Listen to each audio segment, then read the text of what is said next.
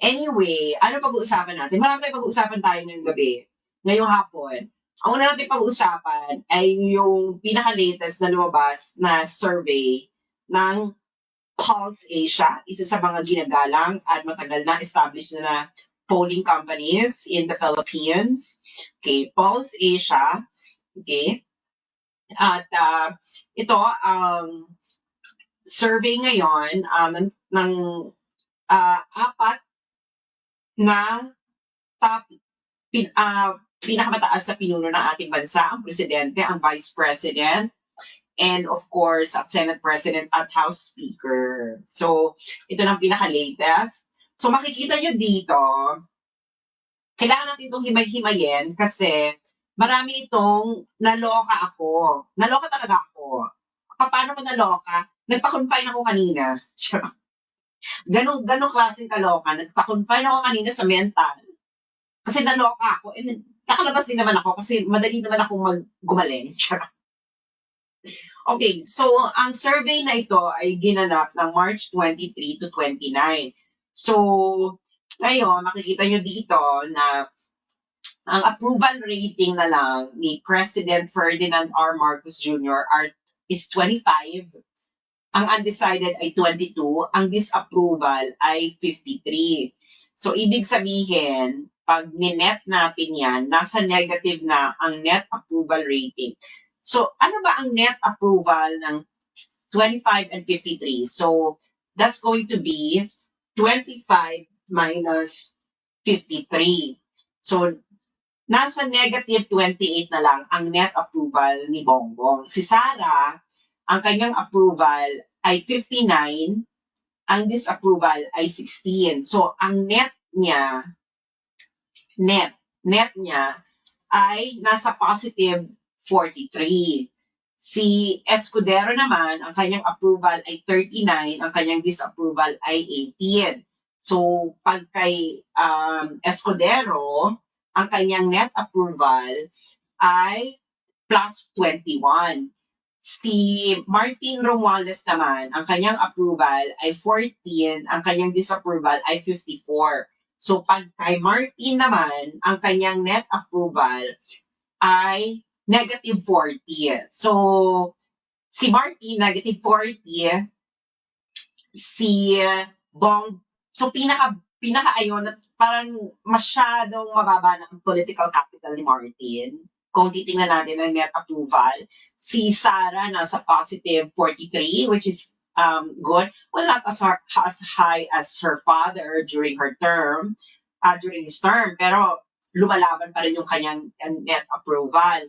Pero kay Bongbong, 25 minus 53,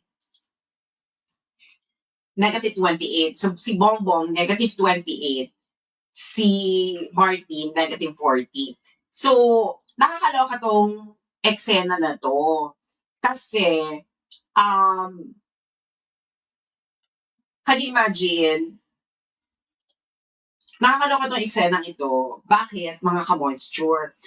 Kasi, 2 years na nilang binabawi si Sara.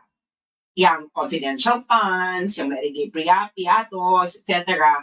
Pero, ang nangyayari, to be scientific about it, nagkakaroon ng diminishing returns.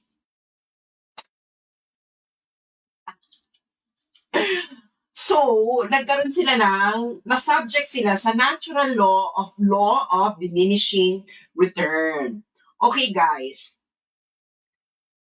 Isulat ninyo ito sa papel dahil magkakaroon tayo ng quiz mamaya. Ano ngayon ang kalaman ng BBM administration at ni Martin Romualdez sa kanilang panlilibak kay Sara? Ito ay ang tinatawag na law of diminishing returns. Okay. So, total input, total output. So, it follows a bell curve. So, ibig sabihin yan, may peak. Okay? Pag libak ka ng libak, may peak yan. And then, any more additional libak, bababa at bababa na yung return doon. So, nandun na sila sa other half ng bell curve. So, kalaban na nila ngayon ang law of diminishing returns. You have to consider this, guys, ha? Kaya nga, hindi ko pwedeng ibigay bigay todo ka dala ng bonggang-bongga. Kasi merong natural rhythm ang buhay. You cannot, hindi ka Diyos. yan ang sabihin ko.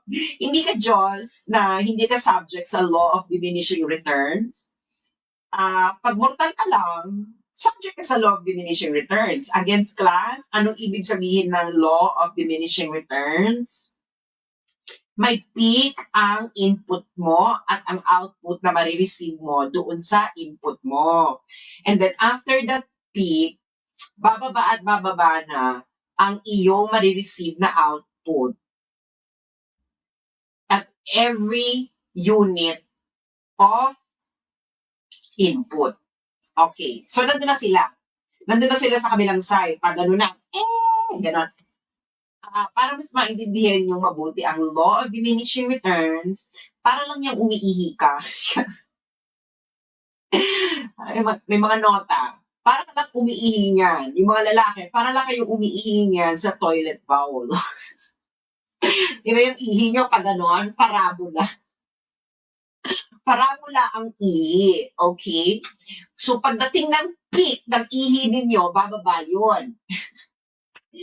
So, gano'n ang itsura ng law of diminishing return. Yung mga babaeng nakikinig sa akin, which is 60% ng mga babae, panoorin nyo na lang umihi ang asawa ninyo sa toilet bowl at yun na ang itsura ng law of diminishing return. Kung ano yung movement ng ihi nila na parang parabola, yun na yun. Okay? Naintindihan nyo na, class? Siguro na naintindihan nyo na, ha? Pinababa ko na yan sa pinakamababang level sa pag-ihi. Pag hindi ko pa naintindihan yan, papupunta ko na kayo sa Bisinto. Okay.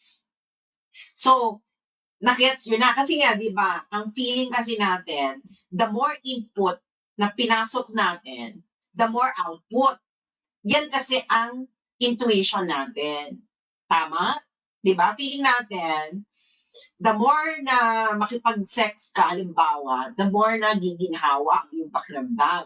Ganyan. Okay? Or the more na magmariang palad ka, feeling mo, the more na bobongga ang iyong orgasm. Ganyan. Pero, meron yung natural law of diminishing returns. At a certain point, the more input na ilalagay mo, tataas ang iyong babalik sa'yo. Okay? Tataas ang babalik sa'yo. Pero meron niyang peak because what comes up must go down. Hindi mo pwedeng nasa taas ka lang. Dahil magiging against yan sa kanta ng ages na ang gulong ng buhay patuloy sa pag-ikot. Bukas ako'y nasa ilalim. Sana bukas ako'y nasa ibabaw naman. Ayaw ng ages. No? Hindi tugma sa ages yung mga gusto nyong pangarap sa buhay. Na parati na lang pataas ang movement or kung na parati na lang nakatayo si Manoy. Hindi po pwede yun. May law of diminishing returns. Okay? Again, class, what is our term for the day? What is our term for the day? The law of diminishing return, also known as the Aegis song. Ano ba kanta ng Aegis yan? Aegis. Ano ba yan? Aegis song, gulong. Ano kanta ng Aegis yan? Para abot ng, luha. Okay. So, in scientific terms, ang tawag sa kanya ay the law of diminishing returns. Para sa ating mga payak ang pamumuhay at abot kaya lamang ng presyong tindahan at sari-sari store, ang tawag dyan ay Aegis Law sa kantang Luha. Ano ibig sabihin yan? Ayun nga, gulong ng buhay. Kantahin natin, guys. Okay? Dapat nandito si Claire Castro para makanta niya to. Hindi kasi ako magaling kumanta. So, hulong ng buhay, di ba? Patuloy-tuloy sa pag-ikot. Noon ako ay nasa ilalim. Bakit ngayon nasa ilalim pa rin? Di ba? Gulong ng buhay. Patuloy-tuloy sa pag-ikot. Noon ako ay nasa ilalim. Sana bukas nasa ibabaw naman. Kaya yung mga kanta ng Aegis Girl, meron yung scientific explanation. Okay? Kantahin nyo yan ha. Kantahin nyo yan later, yung mga mas magaling ang kanta. Kailangan i-TikTok nyo yung kanta ninyo habang pinapakita ninyo ang survey. Habang pinapakita ninyo ang survey. Ayan, ito. Kailangan kantahin nyo ang Law of Diminishing Returns, also known as Aegis Law sa kantang Luha. Naintindihan nyo na, okay? Hindi ka po pwede, girl. Kahit sino sa atin, hindi po pwede na kadyot ka ng kadyot, tapos feeling mo, pataas ng pataas yung sarap. Hindi po pwede yun. Merong peak.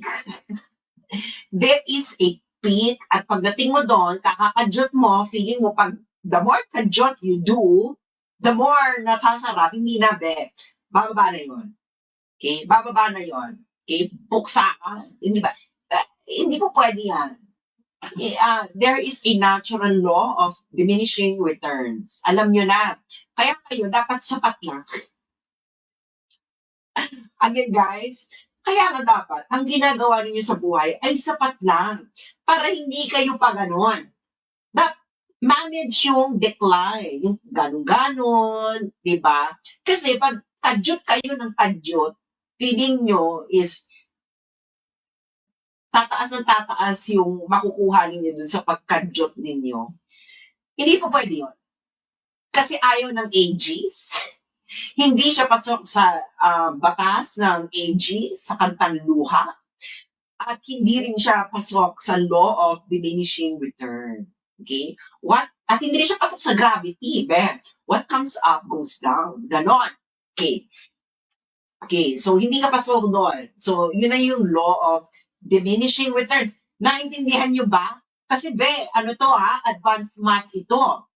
Ngayon, pag naintindihan nyo na to, pwede na kayong mag-aral ng economics, econometrics, di ba? Maintindihan nyo na siya. Di ba? So, naintindihan nyo na ang batas ng Aegis sa kantang Luha. At scientific terms, law of diminishing return. Okay, nagets nyo na. Okay, nagets nyo ba? Ulitin ko, kung hindi nyo nagets. Yes ba or no? Yes or no? Yes? Okay. Sabi ni, okay, yes. Oy, may mga nakikinig para sa akin, mga kasambahay. Okay, may nagsabi kasi sa akin ng mga alta na naloka daw sila. Pinanonood daw ako ng mga kasambahay nila. Tapos tinanong nila yung mga kasambahay nila, kailan ko ba yan? Bakit ko pinapanood? Naiintindihan daw nila pag ako nag-i-explain. Malamang, maintindihan talaga ako ng mga kasambahay mag-explain, hindi ba? Dahil alam mo naman, ang kaalaman ay para sa lahat. So, ganun lang kasimple yun, hindi ba? So, kaya sa mga kasambahay dyan, hello. At isa puso ng mga kasambahay ang law of diminishing returns. Okay? Hindi po pwedeng kadyot ng kadyot ka. Okay? Hindi ka po pwedeng trabaho ng trabaho dahil may peak yan. At that moment, kahit gaano pursige mo, bababa at bababa ang output mo. Ano yan? That's an unbreakable law kasi kinanta na siya ng Aegis. Pag kinanta na siya ng Aegis, wala na. Tapos na ang usapan.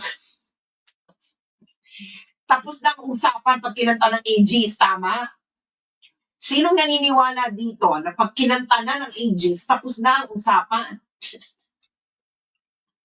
Sino?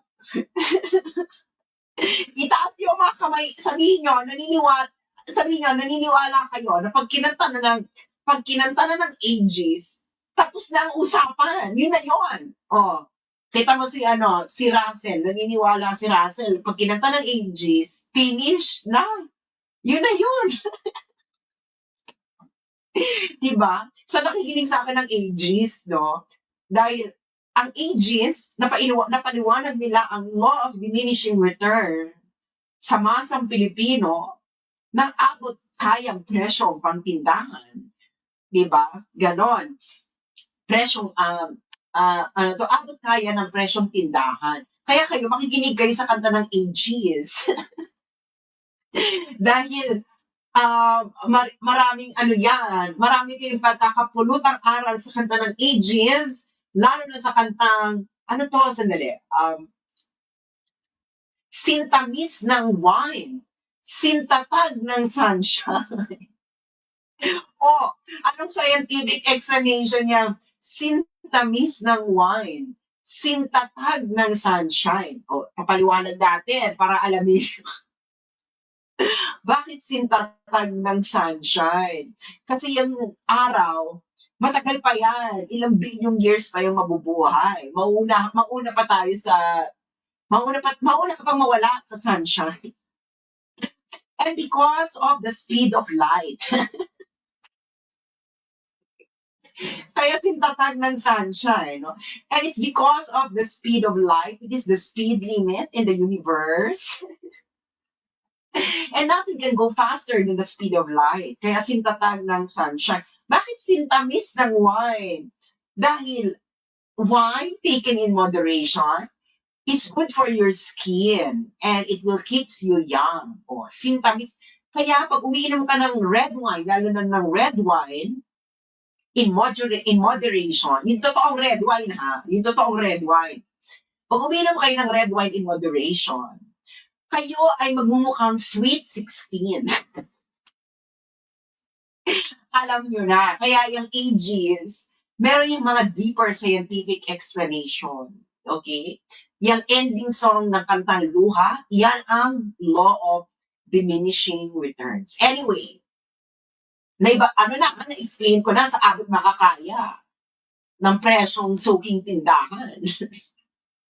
Anyway, so pupunta ngayon tayo sa mas nakakaloka. Kasi syempre yung survey, meron yung itong division, no? NCR, Luzon, Mindanao, tapos may class division, then ABC, tapos may D, may E. Okay. So papakita natin ang division. Division of class and geographical location. Okay, nasan ka na? Okay, eto na. You're gonna see it here. So, ayan.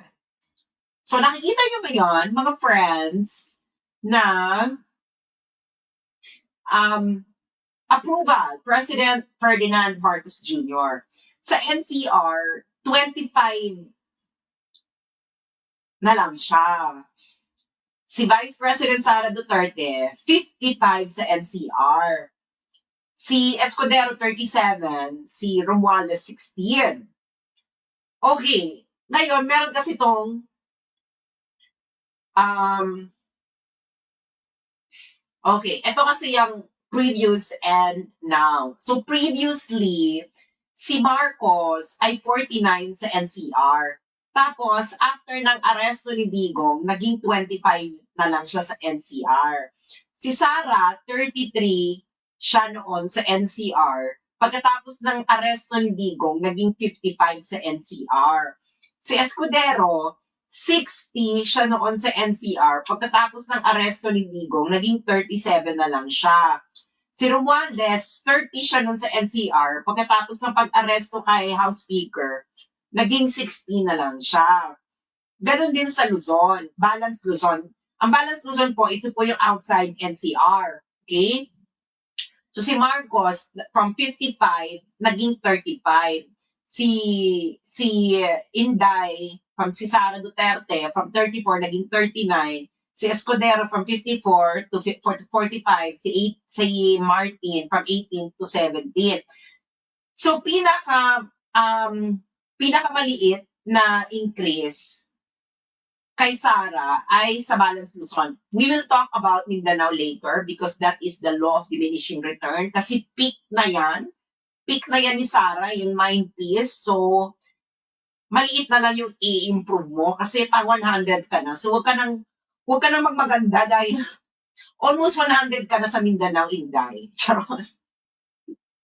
Okay, sa Visayas naman, si Inday, 51 bago maaresto si Digong. After maaresto si Digong ay 68. Si Escudero sa Visayas, 39 bago maaresto si Digong. 37 after maaresto si Digong. Si Martin, 18 bago maaresto, after maaresto, 17. Si Marcos, 37 after maaresto si Digong, 27. Sa Mindanao, si Marcos, bago maaresto si Digong, 19, after maaresto, 5. Si Inday Sara, 93, after maaresto, 96. So, kaya kita nyo, maliit lang yung increase kasi nga, maganda ka na eh. So, pag maganda ka na, any input, parang wala rin pinagbago. Parang 10 seconds lang yung ikagaganda mo, ganyan. 5 seconds. Parang si Kati Bina, 10 seconds lang igananda sa akin. Makikita niyo mamaya pag umakyat siya. Ang tayo kasi umakyat ni Kati Binag. Umakyat ka na, Kati Binag. Anyway, si Escudero, 35 bago maaresto si Digong, 20, tapos naging 29%. Si Marty, 9% bago maaresto si Digong. After maaresto si Digong, naging 6%. Ngayon, pupunta naman tayo sa class, okay? Economic class. Si Marcos, sa class E, 34%. After maaresto si Digong, naging 22%. Sa class D, 44% siya. After maaresto ni Digong, 26%. Si Ferdinand Marcos, 33%.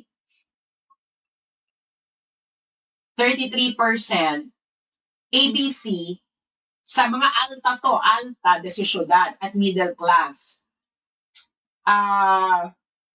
At upper middle class pala to, naging 24%. Si Sara Duterte, dati, hindi siya masyadong bet ng upper middle class saka middle class. So, from 49 siya before, after maaresto ni Digong, naging 60. So, kaya dito mo makikita, yung mas naloka ako dito kasi makikita mo na pag class, parang nagwa-warm up na ng bonggang-bongga kay Sara ang iba't ibang classes at lumabnaw na ang suporta ng iba't ibang classes kay Bongbong at kay Martin Romualdez. So, ibig sabihin, secretly, itong mga to is ayaw nila kay Bongbong. So, yung mga tumatanggap ng ayuda, tumatanggap lang talaga sila ng ayuda, pero dead na sila. Dead na sila sa earth. Diba? Ngayon, pupunta ngayon tayo sa trust rating. Kanina approval, performance yun. Ito naman, tiwala. Ibig sabihin, parang kayo, may tiwala kayo sa akin dahil nakikita nyo, moist talaga ako. So, pag sinabi kong ka-moisture nyo ko, parang mas tiwala kayo kasi nga nakikita nyo naman ang ebidensya. Diba? Medyo rosy cheeks pa, oh. Anyway, sa trust rating naman tayo. Okay. Kanina approval rating, ngayon trust rating. Okay, trust rating. Si Marcos Jr., 25% na lang ang merong big trust sa kanya. Si Sara Duterte, 61%. Si Escudero, 38%. Si Martin Romualdez ay 14%. So, pag kinuha niyo yung net trust rating nila, nasa negative na si Marcos Jr. saka si Martin Romualdez. Super negative na to. Negative, negative, negative. Tapos si Sara, nasa positive pa to. Actually, nasa positive Positive 45. Positive 45 si Sarah. So, itong si Escudero, positive 18. So, halos pareho lang nung approval rating. So, ngayon, pag pumunta ngayon tayo sa class division, si Sarah talaga, ang taas niya sa across classes. Sa ABC, sa D, sa E, sa NCR, sa Luzon. Well, si Escudero pinakamalaki sa Balas Luzon kasi kakamping, ano talaga yan, kakamping territory. Alam naman natin si Francis Escudero, ito ay ang secret kakamping. Ngayon, ito namang Visayas, si 1797 sa Mindanao, si Sarah. So, ayun na. Tapos meron pa dito, I think meron pa ditong breakdown according to education. Okay, education attainment. Meron ba dito? Or sa SWS lang yun? Okay, most urgent national concerns. Ibig sabihin nito, ito talaga, bonggang-bongga, super bongga sa taong bayan na issue. Inflation, increasing the pay of workers, fighting graft and corruption in government, fighting criminality, reducing the poverty of many Filipinos, creating more jobs, promoting peace in the country, providing assistance to farmers, addressing the problem of involuntary hunger, enforcing the law, stopping the destruction of the environment, defending the integrity of the Philippine territory against terrorism. So wala talagang, itong mga WWPS nyo, kasi pasok nyo sa WPS, wala talagang nakikinig sa inyo dyan. Kasi ang issue talaga ng taong bayan is gutom, kahirapan, trabaho, at peace and order. Hindi ba? So, bakit ba kayo galit sa akin? Hindi naman talaga makikinig sa inyo yung taong bayan. Dahil hindi naman kayong issue. Ang kailangan ng taong bayan, ay more investment sa bansa. Bakit more investment? Ako kasi, kailangan lang ng tao is maraming magkaroon ng trabaho. Kasi kahit mababa yung sweldo mo, kung ang tao, karamihan ng tao may trabaho, pwede kang magkaroon ng sideline job besides your ordinary work. Pwede kang mag-entrepreneur besides your ordinary work. So, kahit mababa yung sweldo mo dun sa trabaho mo, kung meron kang side job, bongga. Kaso, kikita lang yung side job mo, yung pagbenta-benta ng ulam, pagbenta-benta ng kung anik-anik, di ba? Kung ang karamihan ng Pilipino is may trabaho. Tama? Tama ba ako? Tama ba ako? Yes or no? Kaso nga, maliit na nga yung sweldo, hindi din sila magkaroon ng sideline job kasi kasi naman yung tourism, anong ginawa niya sa tourism? Aminin nyo, ang pinakamagandang sideline job kung meron kang job is tourism. Di ba? Yung magtayo ka dyan ng, I don't know, ng negosyo, catering to tourists. Kaso nga, pinatay niyo yung tourism industry sa Pilipinas kasi hinagard nyo ng hinagard yung pinakamalaking mag-send ng tourist sa Pilipinas. At yun na yung aking mga katoto. Mga nandito. Ayaw talaga nilang magpunta. O di wala ng sideline job yung mga tao. Di ba?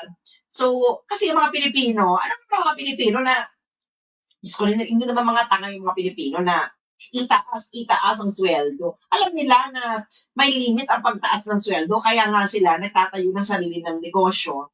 Because entrepreneurship, again class, spell entrepreneurship. Entrepreneurship is actually the key to a more stable income. Hindi ba? Pagsasabayin mo yan. So, meron kang 9-to-5 job, pero meron kang entrepreneurial adventures, ganyan. So, pagsasabayin mo siya, bakit kailangan mo siya pagsabayin? Kasi nga, ang mga businesses, from the first, second, third year, medyo unstable pa yan. Kaya hindi mo pwedeng iwanan yung 9-to-5 job mo. Okay?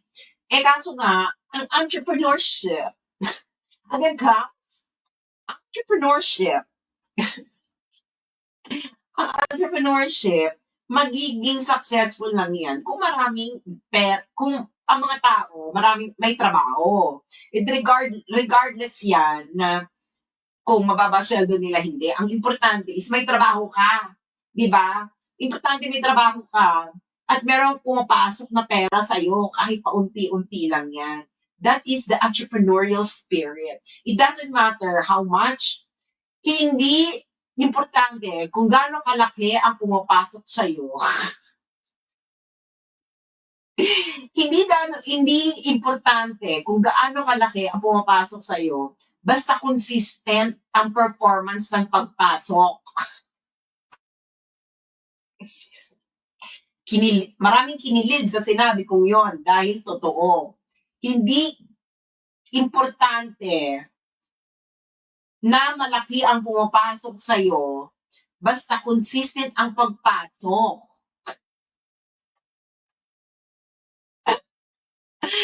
Ito namang si Della, si Beverly, kinilig naman si Beverly. Kung Beverly, alam mo, pero totoo yan. Tama ba ako mali? I'm just saying something na nare-relate kayo. Pero meron ba akong sinasabi na hindi angkop sa pang-araw-araw ninyong pamumuhay, sa inyong common sense? Meron ba o wala? Tama ako, di ba? Hindi importante. Actually, secondary importance kung malaki yung pumapasok sa'yo. Pero, all things being equal, ang pinaka-importante is consistent na pumapasok. Consistent na may pumapasok. Oh, tama ba ako? Mali. Sabihin niyo kung mali ako na ang pinaka-importante sa buhay ay malaki yung pumapasok sa'yo. Malaki pumapasok over consistency. Naku, hindi totoo yan. Hindi totoo yan. Proven ko na yan in about 80 nationalities. Oh, di ba? So, ganun yan. Kaya yung problema ng taong bayan ngayon is gutom. Kasi nga, mababa na yung sweldo ng mga Pilipino. Hindi pa ngayon sila magkaroon ng sideline job na mga entrepreneurial venture. Kasi nga, hindi mahirap. Kasi nga, yung mga tao, hindi makapagkaroon ng sideline job, actually hindi siya job, sideline business. Kasi nga, yung mga tao, concerned sa inflation. Ang laki-laki naman ng inflation mo. So, kung mag-sideline business ka dyan, sino magiging customer mo? Tapos, yung mga pinakamaganda pang customer sa mga sideline business, mga turista, kinikidnap nyo. Kung hindi nyo kinikidnap, anong ginagawa ninyo? Inaakusahan yung spy, pinapaalis yun ng Pilipinas. O, di ba? Aminin ninyo, yung mga angkas dyan or yung mga Grab, kasi meron, nung nasa Pilipinas ako 3 years ago, kinakausap ko yung mga Grab driver. Ngayon, sinasabi ng mga Grab driver sa akin na nung panahon daw ni Digong, nagsa-sideline daw sila sa tourism. Anong ginagawa nila? Nililibot nila yung mga turista. So, pag may kasakay silang turista, nag-o-offer na sila na, gusto nyo ba ilibot namin kayo sa mga touristic places dito sa Manila? Ganyan. So, ngayon, syempre, nag-build sila ng rapport. So, malaki yung kita nila. Kasi, syempre, yung mga Grab driver, para na rin mga tourist guide. Diba? Bongga yun, no? Nakasakay ka ng kotse, tapos yung driver sasabihin sa'yo na, ma'am, to your right is the Intramuros. To your left is the ganyan. O, this is the bridge of Emerald, di ba? So, yung mga Grab driver, nag-aaral tuloy, yung mga nakausap ko yung mga Grab driver na nakausap ko, nag-aaral tuloy sila ng history ng Pilipinas. Para, pag nagsa-side job sila ng tourist guide, nakasakay yung mga nila sa kotse nila, tapos inilibot lang nila sila sa Manila, iba't ibang tourist spot sa Manila, may masasabi sila. May masasabi sila about history, about ganyan. So ngayon, madaming turista nung panahon ni Digong daw, makikita nila kasi meron na silang sa Grab, meron pa silang yung nagtutourist-tourist guide. Ganon. Ang daming turista nung panahon ni Digong. So, tiba-tiba yung mga Grab driver. Kasi nga, kung hindi sila nag-Grab driver na parang taxi-taxi, ang ginagawa nila, nag-offer sila pag mga turista yung ano nila, pag mga turista yung sakay nila, nag-offer sila. Offer nila, ano gusto nyo ba ng ano, ilibot ko kayo ng ano, tourist, ganyan. So ngayon, nabibigay sila ng tip, malaking tip. Oh. So ngayon, ang binabayaran ng mga turista, yung presyo ng Grab, tapos mabibigay pa sila ng tip. Eh syempre, kung inaliw-aliw mo yung turista na Madam, to your right is the Intramuros. And Intramuros was called the walled city before. It was the capital of Manila because it is the seat of the colonial power, Spain. Di ba? Eh, may mga ganyan-ganyan kang eksena, di ba? O, eh, silang malaking kita. So, meron na silang 9 to 5 job, meron pa silang sideline business. O, eh, ngayon, pinatay niyo yung mga karamihang sideline business ng iba't iba. O, di ngayon, nga. Ayuda-ayuda. Yung ayuda, consistent ba yan? Hindi na malaki, hindi pa consistent. Yan ang pinakamahirap sa buhay. Yan talaga ang pinaka-ekis. Hindi na malaki, hindi pa consistent yung pangpasok. Siyempre, bonggang-bongga kung malaki tapos consistent yung pagpasok. Bongga na yun, pero baka hindi mo ma-enjoy kasi nga merong law of diminishing return. So, pwede yung sapat lang, pero consistent ang pagpasok. Hindi ba? Aminin nyo yan. Sapat lang, ang laki, pero consistent ang pagpasok, I bet. Huwag niyong iiwanan yan. Girls, huwag niyong iiwanan yan ganyan. Sapat lang, tapos consistent, jackpot. Di ba? Jackpot yun. Sapat lang, tapos consistent. Ay, you got yourself a winner. Di ba? Pinaka-ekis, yung maliit na nga, hindi pa consistent. Oh, wag na. Di ba? Wag na lang, next. I can do better. Ganun na lang. Di ba? So, dun kayo sa sapat lang, kahit hindi kalakihan, di ba? Pero consistent ang pagpasok. Kasi ibig sabihin, stable yan. Stable. Hindi ka mabibiti eh. Di ba? Eh, syempre, bongga, kung malaki na, pumapasok, tapos consistent pa, eh, syempre yan talaga, warakan talaga ng buhay yan. Talagang buhos-buhos ang biyaya. Pero aminin naman natin, hindi sa lahat ng panahon is makaka-encounter ka na malaki na yung pumapasok, tapos consistent pa. It's not parang it's against the law of nature. So, ganon, hindi ba? Sapat sapat lang pero consistent. Huwag na tayo magbulahan sa lahat ng bagay. Sapat lang at consistent wins the day. Aminin nyo yan, huwag tayo magbulahan. Huwag tayo magbubulahan. Napatunayan ko na yan in about 18 nationalities. Diba? Okay, makapadala ng stars. Tigilan nyo yan. Hindi sa akin nire-remit ng Meta. Kung gusto mo padala ng tip na piso-piso, ayan, nandyan yung GCash. Nakikita nyo yun sa baba, no? GCash. So, doon lang tayo sa sapat lang, pero consistent. Parang kay PRRD. Hindi naman ganun kalakihan ang improvement. Di ba? Hindi naman siya one time, big time na bongga. Ganon. Hindi naman siya yung bongga-bongga. Ganyan. Noong panahon ni Digong, sapat lang yung improvement, pero consistent. So, parang, consistent yung pag-improve. Hindi siya yung maliit na nga, hindi pa consistent. Hindi ba?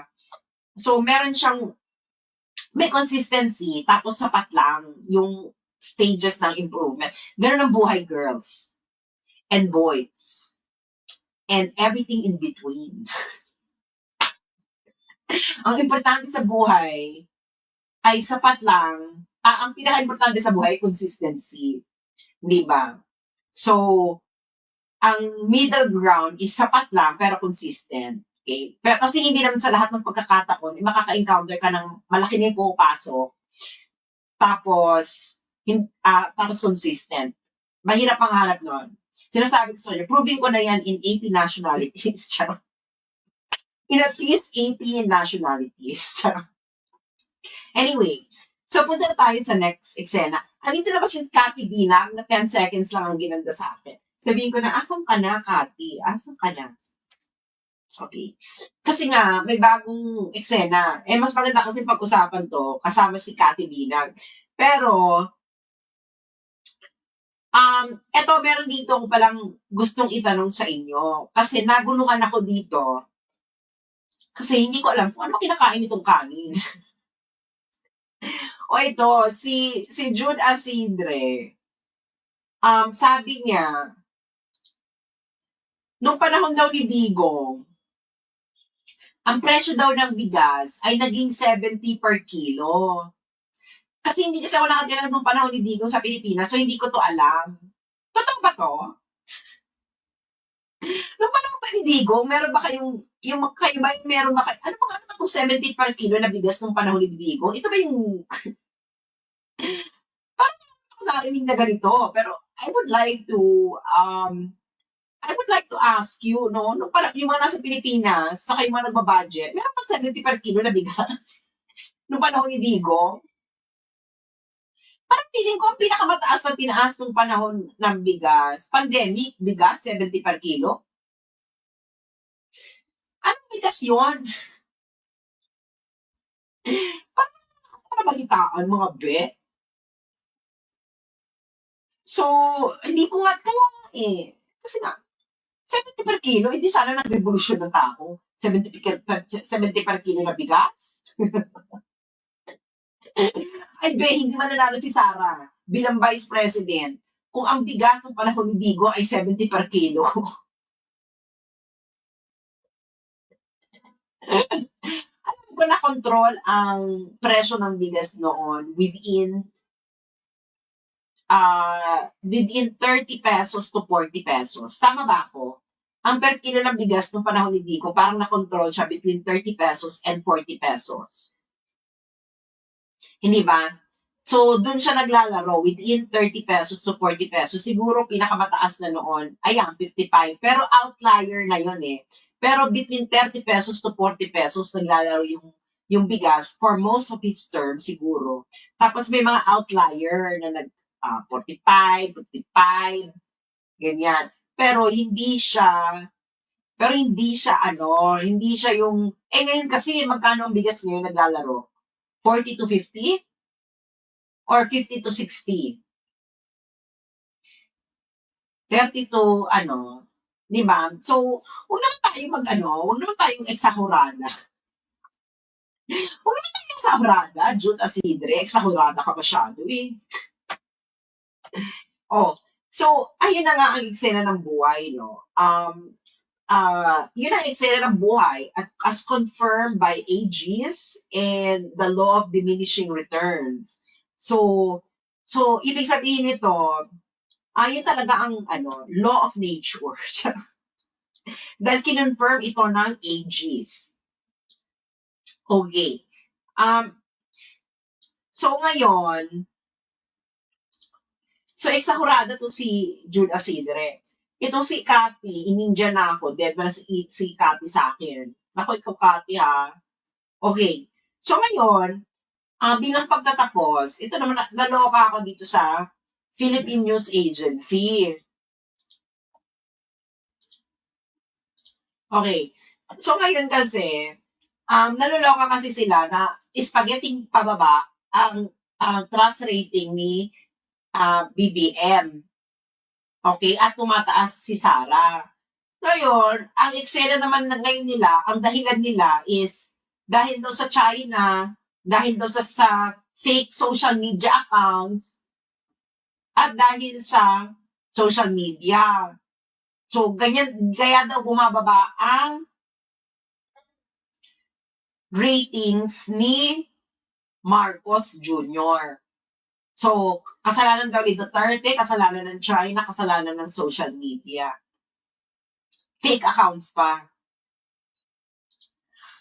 Alam nyo, kung maka-fake accounts kayo, akala ninyo, kaya ninyong mag-organize ng global worldwide birthday celebration ni Marcos Jr. Fake ba yon? Nakita niyo yung tao, iba't ibang dako ng mundo. Sasabihin nyo, kaya bumababa si Marcos dahil sa fake account. Alam nyo, guys, ang unang reference sa mga tao pagdating sa buhay ay hindi social media, kundi kung anong nangyayari sa kanilang pang-araw-araw na buhay. Tama? Tama, mali? Oh, yun ang reference nila, yun ang nangyayari sa pang-araw-araw na buhay. Kung sa pang-araw-araw mo ng buhay, nakikita mo na maraming Jodic na naglalakad uli sa daan. Dahil proud ang mga Jodic na isa sa kanila naging presidente. Uy, talagang matatakot ka. Hindi kasalanan ni Duterte, ng China, o ng social media, kung ang nakikita ng mga tao sa kanilang pang-araw-araw na buhay ay yung mga bagay na halos makontrol na nung panahon ni Digong. Lalong-lalo na yung pakalat-kalat ng mga Jodic sa daan.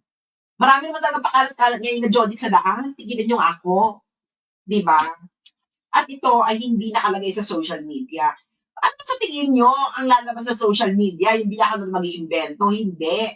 Ang mga nagbabiral din sa social media is yung nako-confirm ng mga tao dahil ito ang nakikita nila sa pang-araw-araw. Ano kayo? Fake accounts, Diyos mio. Sana hindi kayo naniniwala sa sarili yung propaganda na fake accounts kaya ang dahilan kung bakit bumababa ang trust rating ni PBM.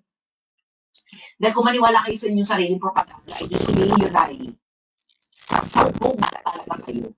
So hanggang dito na ito natin si Cathy. Iba kasi Cathy. Okay. Na. Kasi mainit ako.